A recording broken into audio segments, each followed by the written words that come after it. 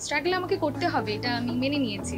আপনার যদি নিয়ত থাকে, আপনি যদি পরিশ্রমী হন, তাহলে আপনি যাই যাবেন তাই করতে পারবেন। সবাই বলে, কিন্তু আমি দেখতে চাই যে এটা আসলেই সত্য কিনা। আপনার কো-অ্যাক্টর যখন অনেক স্ট্রং হবে, তখন আপনিও একটা স্ট্রেংথ পাবেন ওখান থেকে। তারাও এরকম ছলছল চোখে তাদের সামনে যায়। দর্শক স্বাগত জানাচ্ছি দেশ বন্ধুরা যারা এই মুহূর্তে আমার সাথে রয়েছেন সবাইকে, এবং ওয়েলকাম করছি with my show face to face. আর সাথে রয়েছে আমার সাথে একজন অতিথি যার নাম হচ্ছে ফাতেমা তুজা ইভা। তো ওয়েলকাম করছি with my show face to face. Eva, আপনি কেমন আছেন? ভালো আছি, আপনি কেমন আছেন? আমি ভালো আছি, আর আপনাকে ভালো লাগছে খুব দেখতে আসলে। Thank you. মিডিয়া যাত্রাটা কিভাবে আসলে? আমি 2018 সালে প্রাণের একটা বিজ্ঞাপনের মাধ্যমে ভিজুয়ালে কাজ করা শুরু করি। এর আগে কি কখনো চিন্তা করেছেন যে আপনি টেলিভিশন মিডিয়া বা আমাদের ইন্ডাস্ট্রিতে কাজ করবেন? না, একেবারেই না। তা আপনার যখন আপনাকে প্রাণের বিজ্ঞাপন করতে বলা হলো, সেই গল্পটা শুরুর গল্পটা শুনি।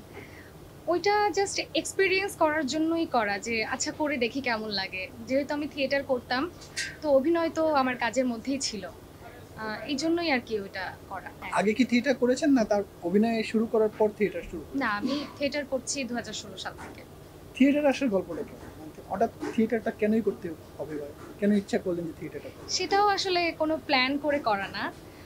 একদিন এক বড় আপু বলল যে সে থিয়েটারে কাজ করে। তারপরে আমি একটু ইন্টারেস্ট ফিল করলাম, খুবই ভালো লাগে ওখানকার প্রসেসিংটা।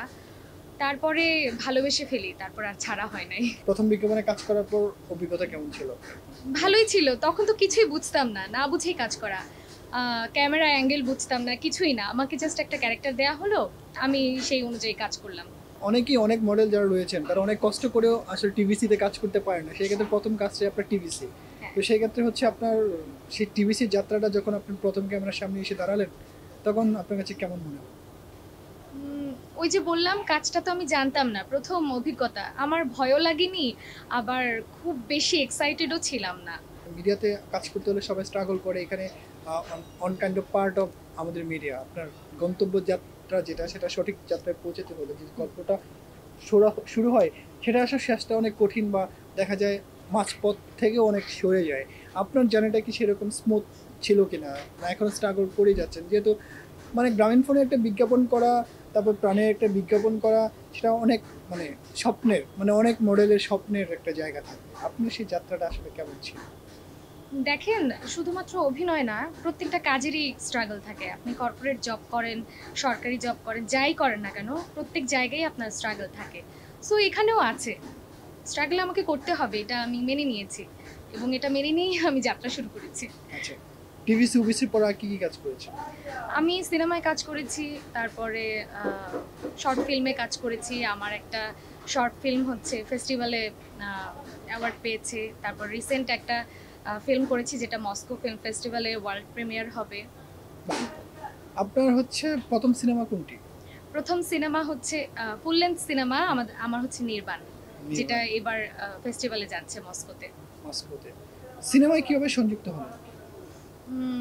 সিনেমায় এই যে আমাকে যে প্রাণের বিজ্ঞাপনে যে ভাইয়া কাস্ট করেছিলেন, তিনি আমাকে এই নির্বাণের সিনেমার যে ডিরেক্টর আসিফ ইসলাম, ওনার সাথে পরিচয় করিয়ে দেন। তারপরে ওনার সাথে প্রথমে আমাদের একটা সিনেমার গল্প নিয়ে কথা হয়, যেটার নাম ছিল চৌরাস্তা। কিন্তু কোনো একটা কারণে সেটা আমাদের হয়নি। তারপরে চৌরাস্তার পরিবর্তে আমরা অনেক দিন পরে সেই নির্বাণের একটা প্ল্যানিং হয়, যে নির্বাণ একটা সাইলেন্ট ফিল্ম যেটা শ্যুট করা হবে। তারপরে ওখানে যুক্ত হই। নির্বাণের সাথে কে কে যুক্ত ছিল, মানে আপনার কো-আর্টিস্ট? আমার কো-আর্টিস্ট আছেন প্রিয়া মর্চি, ইমরান মাহাতির এবং সতেজ। দেখেন, আমি কোনো কিছু বাধা ধরা হিসেবে কাজ করতে চাই না, আমি প্রত্যেকটা সেক্টরেই কাজ করতে চাই। আমি ডাবিং করি, মডেলিং করি, আমি সিম্পলে কাজ করি। সো আমি চাই যে আমি প্রত্যেকটা সেক্টরেই কাজ করব, মানে কোনো কিছু আমার কাছে বাধা ধরা নেই। তার মানে আপনি বলতে চাচ্ছেন যে প্রতিটা সেক্টরে আপনি সমানতারে বিচরণ করতে চান? হ্যাঁ।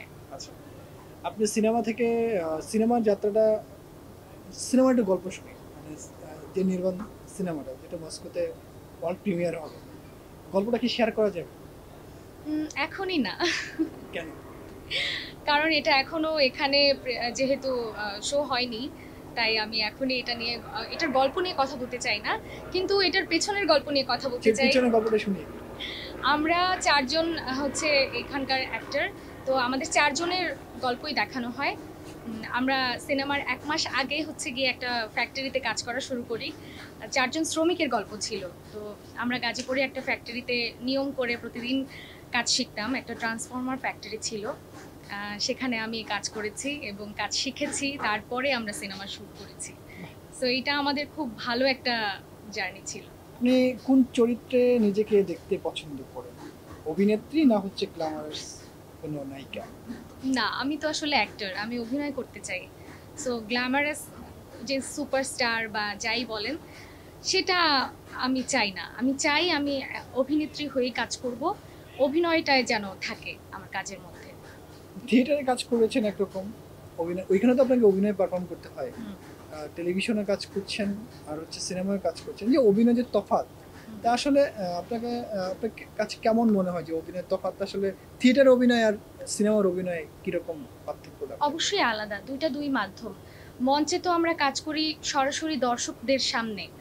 আর সিনেমা বলেন বা ক্যামেরার পেছনে আরকি কাজ করা, সেটা তো ক্যামেরা। সো ২ টার অভিনয় আসলে ২ রকম। যেটা বুঝতেও আমার আসলে সময় লেগেছে। এখনো আমি বুঝতে পেরেছি বলে আমি মনে করি না, শিখছি প্রতিনিয়ত। জার্নিটা খুব মানে আপনার কাছে স্মুথ মনে হচ্ছে মিডিয়া যাত্রাটা? না, আমি তো শুরুতেই বলেছি কোনো যাত্রাই আসলে স্মুথ না। আ কিন্তু চ এগিয়ে যেতে হবে আরকি। মিডিয়াতে আমরা তো নানা ধরনের অনেক ধরনের কথা শুনি যে এখানে হচ্ছে বিভিন্ন ধরনের গডফাদার ছাড়া আসলে কাজ হয় না।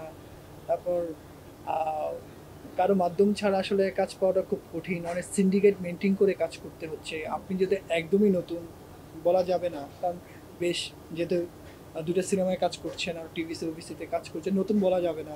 এটা আপনার অবশ্যই নতুন। আপনার কি আসলে সিন্ডিকেটের ব্যাপারে আপনার কি মনে হয় যে আপনি সিন্ডিকেট ছাড়াও যে কাজ করে যাচ্ছেন, এটাকে আপনাকে লাকি মনে করেন কিনা? হ্যাঁ, সদিচ্ছা থাকলে সবই হয়। আমি এটাই বিশ্বাস করি। আপনার যদি নিয়ত থাকে, আপনি যদি পরিশ্রমী হন, তাহলে আপনি যাই চাবেন তাই করতে পারবেন। আমাদের মিডিয়াতে গিভ এন্ড টেক ছাড়া কাজ হয় না, একদম সহজ সারল্য কথাবার্তা। এই ব্যাপারে আপনার কি মনে হয়? এই যে এটা আসলে মানে আমি কখনো ফেস করিনি তো, তাই আমি আসলে জানি না যে ব্যাপারটা কতখানি সত্য। সবাই বলে কিন্তু আমি দেখতে চাই যে এটা আসলেই সত্য কিনা। এটাই আমি আসলে এক্সপেরিয়েন্স করতে চাই।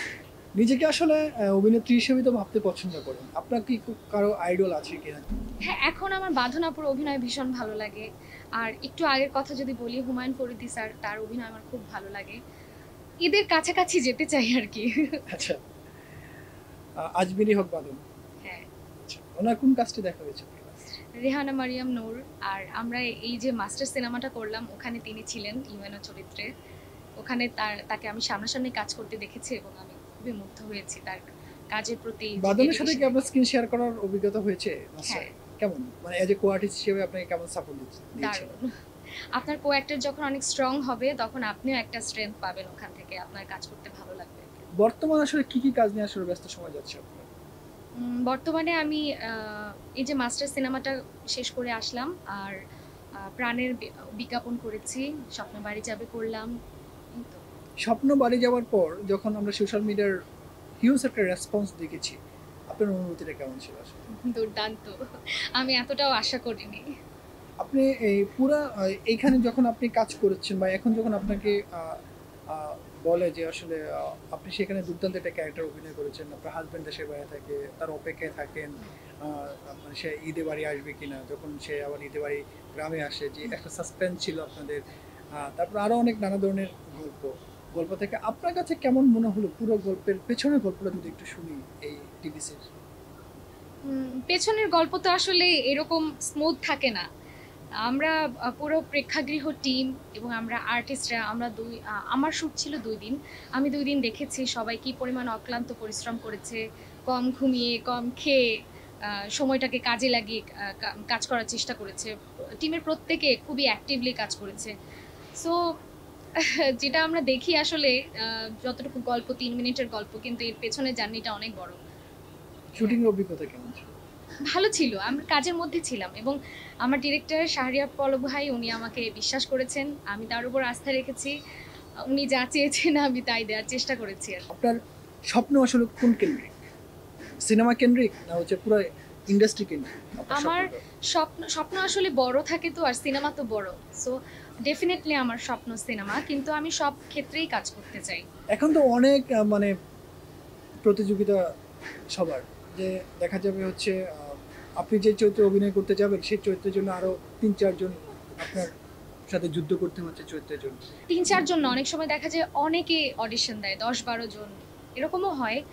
সো ওই প্রিপারেশনটা আসলে ক্যারেক্টার অনুযায়ী, ক্যারেক্টারটা কি ডিমান্ড করে, ক্যারেক্টারটা কেমন, সেটার বায়োগ্রাফির উপরে আমি আসলে ফোকাস করি, যে ক্যারেক্টারটা কি চায়, তার ক্রাইসিস কি, এসব ভেবেই আসলে অডিশন দেওয়া হয়।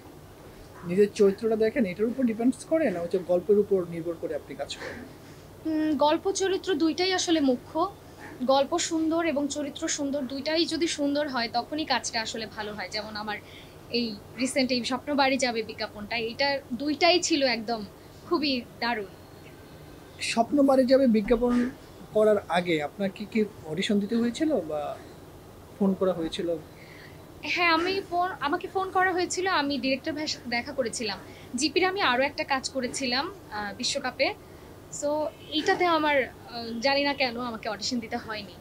তার মানে আগের কাজটা করা হয়েছিল সেই অভিজ্ঞতার জায়গা থেকে কি? হয়তো বা আমি একটা ফোনে হচ্ছে গিয়ে একটা ইন্ট্রো ভিডিও পাঠিয়েছিলাম। কি সেটা কি শেয়ার করা যাবে একটু? ইন্ট্রোতে তো আমরা আমাদের পরিচয় দিই, কাজের অভিজ্ঞতা বলি, কি কি করি আমরা, এই আর কি 2 মিনিটের হয়তো বা একটা ইন্ট্রো ভিডিও এরকম পাঠিয়েছিলাম। এখন তো বর্তমান সময় ওয়েব সিরিজের প্রচুর প্রচলন চলছে, আপনাকে আমরা ওয়েব সিরিজে আসলে কবে দেখতে পাবো? আমি ওয়েব সিরিজে একটাতে কাজ করেছি, শাফায়েত মনসুর রানা ভাইয়ের অদৃশ্য ওয়েব সিরিজে ছোট্ট একটা ক্যারেক্টার করেছি। আর সামনে আরও কাজ করতে চাই। যে বিজ্ঞাপনটা আপনি কাজ করেছেন এরপর এখন তো আপনাকে প্রচুর কাজের অফার আসতেই থাকবে, কারণ এটা যেহেতু আপনার পারফরমেন্স খুব ভালো ছিল। এখন পর্যন্ত রেসপন্স কেমন পাচ্ছেন, কেমন আছে?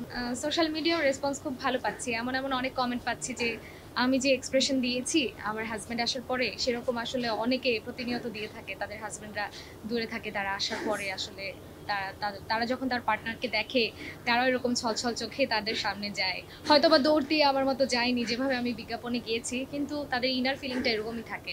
অনুপ্রেরণার জায়গা আসলে মা, কারণ আমি কোনো একটা কাজ করার পরে আমার মা যেরকম আগ্রহ নিয়ে সেটা দেখে, সেরকম আসলে কেউ দেখে না। তারপর আমার পার্টনার, দুজনই। আচ্ছা, আমি আমার মাকে প্রথমে দেখাইনি, কারণ আমি চেয়েছিলাম যে আমি নিজে গিয়ে আমার মাকে দেখাবো, এবং লাকিলি আমি ওই দিনই আমার বাড়ি গিয়েছি এবং ওই দিন আমার মাকে আমি দেখিয়েছি। ধন্যবাদ আমাকে ডাকার জন্য, দুইটা কথা বলার সুযোগ করে দেওয়ার জন্য। দর্শকদের জন্য বলবো, দর্শকদেরকে ঈদের শুভেচ্ছা দিব এবং কাজ দেখার জন্য অনুরোধ করব। দর্শক, এতক্ষণ শুনছিলাম ইবার কথা, এবার স্বপ্ন বাড়ি যাওয়ার কথা, সেই গল্পগুলো আসলে ছড়িয়ে দিতে চাই আপনাদের মাঝে। সেই শুভকামনায় আজকের মতো টাটা বাই বাই বলতে হচ্ছে। কথা হবে অন্য কোনো অতিথির সাথে অন্য কোনো এক সময়। সেই পর্যন্ত ভালো থাকবেন। আল্লাহ হাফিজ।